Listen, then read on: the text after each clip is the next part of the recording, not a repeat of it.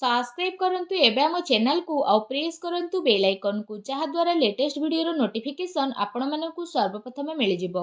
नमस्कार बंधुगण आपण मानकु हम यूट्यूब चैनल को स्वागत। बंधुगण आज आम जानिबा आगामी ए 5 दिन आपणक पई किपरि कटिबो, केउ प्रकारर आगामी 5 दिन को आपण प्लानिंग करिवे, आपणकर लव लाइफ किपरि रहिबो, बिजनेस किपरि रहिबो, व्यापार किपरि रहिबो, शिक्षा स्वास्थ्य सब विषय आज आम विस्तार पूर्वक भाव जानिबा। तेणु भिडियो आग को आरंभ करने पूर्व आपन को रिक्वेस्ट, जदि आप चैनल नुआ करी चैनल को सब्सक्राइब करने सह पाखरे आसुवा बेल आइकन को क्लिक कर दिंतु। यह द्वारा जहाँ भी वीडियो आम आग को अपलोड करूँ तार नोटिफिकेशन आपण मानक सर्वप्रथम मिल जाव। आसतु जानिबा कि आगामी 4 दिन आपण किपरि रहिबो। सबुठारु प्रथमे जानिबा ए 4 दिन रे कोन आपणक पई पॉजिटिव रहिबा पई जाउछि। फ्रेंड्स, जदि आमे कहिबा ए दिन रे कोनोसी कार्य को नहीं भल सफलता आपण को प्राप्त हेबार संभावना मिलुछि।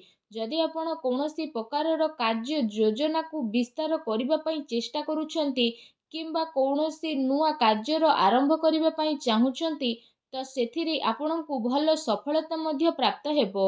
फ्रेंड्स, एहा सहित जदि कहिबा भूमि भवन वाहन आदि किणाकिणी पाई मध्य भल जोग मध्य बनुछि।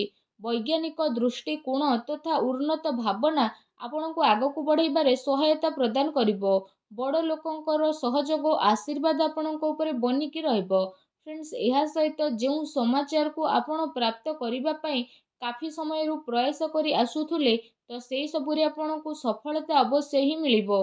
केवल निजर कार्य को योजनाबद्ध उपाय रे करिबार आपण को आवश्यकता रहिछि।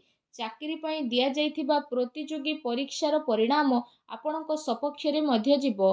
आपण आपणकर लक्ष्य प्रति पूर्ण रूप से एकाग्र चित्त रहिबे। आपणकु सफलता अवश्य ही ए दिन रे प्राप्त हेबो। ज्ञानवर्धन पुस्तक को पढ़िबारे निजर समय को व्यतीत करंतु। ता सहित कौनसी आध्यात्मिक तथा प्रतिष्ठित व्यक्तिंकर आशीर्वाद आपणको ए दिन रे मिली पारे और मार्गदर्शन मध्य मिलिबो। सामाजिक गतिविधि रे टिके दूरता बनेकी रखंतु। एथिरे समय व्यर्थ हेबा सहित आउ किछि आपणकु प्राप्त हेबो नाही। दिन अपेक्षा आपण राति को अधिक गुरुत्व देबे। दिल अपेक्षा दिमाग रु कथा सुनिबा पई चेष्टा करंतु, जहा द्वारा आपणकर स्वाभिमान कौनसी भी परिस्थिति रे हिम्मतर साथ छाड़िबो नाही। एहा आपणकर सबुठारु बड़ संपत्ति अटे। संतानकर शिक्षा संबंधित कौनसी महत्वपूर्ण कार्य होई पारे। शिक्षा संस्थान रे आपणकु शुभ फल मिलिबो। अनुभवी तथा जिम्मेदारी लोकंकर मार्गदर्शन आपणकु आहुरी अधिक मजबूत करी देबो। जो कारण पई आपणकु उचित परिणाम मध्य हासिल हेबो एवं आपणक मन बहुत ही प्रसन्न मध्य रहइबो। आसंतु जानिबा आपणक पई दिन रे कोन नेगेटिव रहिबो। फ्रेंड्स, भूल कथार प्रतिकार करिबा द्वारा ओ कारण रे ही लोक आपणकर विपक्ष रे जिबे। आपणकु सबु कार्य बहु संयमता और गंभीरतार सह करिबार अछि। टिके भी लापरवाहीर परिणाम घातक आपणक पई होई पारे। कौनसी संपर्कियों स्वास्थ्य को नहीं ए दिन रे आपणकर टेंशन रहिबो। विद्यार्थी हास परिहास एवं मनोरंजन आदि व्यर्थ कार्य रे पड़ी निजर पाठपढ़ा सह समझौता करंतु नहीं। पैसा मामला रे काहा उपरे आपणकु अधिक भरोसा करिबार दरकार नहीं। ता सहित राजनीति मामला रे कार्य रे बहुत ही आपणकु सावधानता रखिबार आवश्यकता रहिछि। एहा सहित कौनसी नुआ निवेश करिबा पूर्वरु आपण भल भाबरे जांच पड़ताल करिकि नियंतु। ए समय रे आर्थिक स्थिति किछि एपरि रहिबो। घरर बड़ लोक एवं वरिष्ठ सदस्यंकर स्वास्थ्यर आपणकु विशेष रूप से ध्यान रखिबार आवश्यकता रहिछि। अजणा अपरिचित व्यक्तिंक द्वारा व्यवहार रे लेण देण रे आपणकु सावधानता रखिबार अति आवश्यक रहिछि। खर्च उपरे आपण नियंत्रण रखंतु। एहा द्वारा आपणक आर्थिक व्यवस्था रे काफी समय पर्यंत सुधार आसिबो। ता सहित घरर लोकंक भितरे कौनसी हल्का फुल्का मतभेदर स्थिति मध्य उत्पन्न हेबो। कौनसी संपर्कियों संबंधित कौनसी अप्रिय समाचार आपणकु विचलित मध्य करि पारे। एथिपाई आपणकु धैर्य एवं संयमता बनेई रखिबार अति आवश्यकता रहिछि।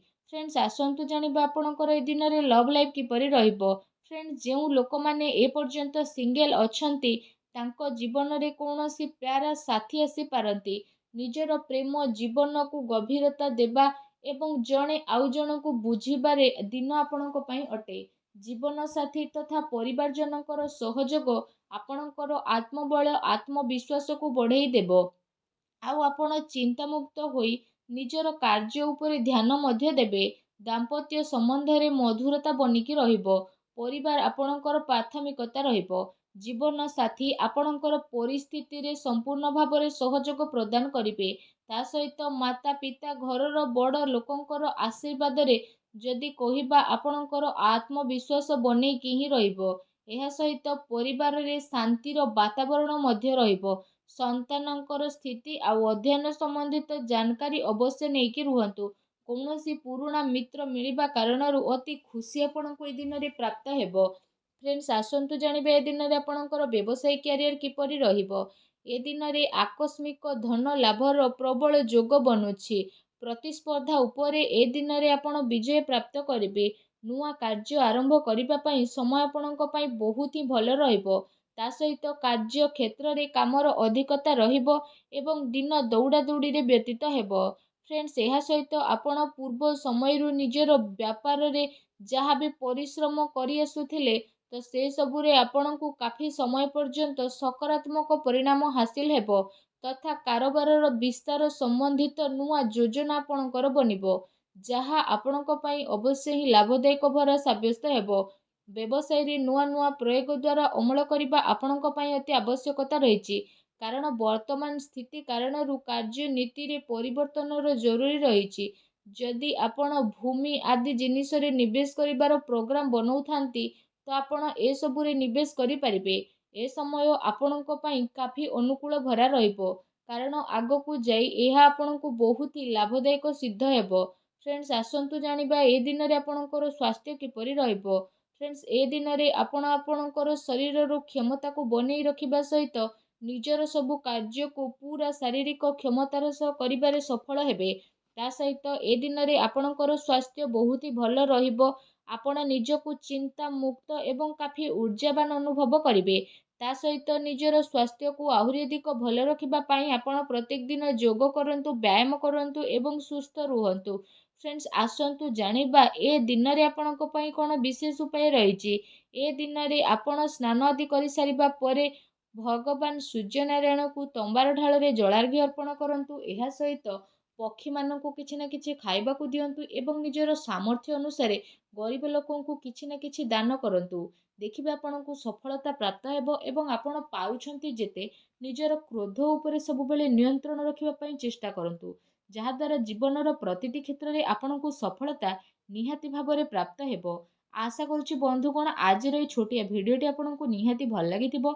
ଯଦି ମୋର ଭିଡ଼ିଓ ଆପଣଙ୍କୁ ଭଲ ଲାଗିଥାଏ ତ ଭିଡ଼ିଓଟିକୁ ଲାଇକ୍ଟେ କରନ୍ତୁ। ଆଉ ଯଦି ଆପଣ ଚ୍ୟାନେଲରେ ନୂଆ ଆସିଛନ୍ତି ତ ଚ୍ୟାନେଲକୁ ସବସ୍କ୍ରାଇବ୍ କରିନେବା ସହ ପାଖରେ ଆସୁଥିବା ବେଲ୍ ଆଇକନ୍କୁ କ୍ଲିକ୍ କରନ୍ତୁ। ଧନ୍ୟବାଦ।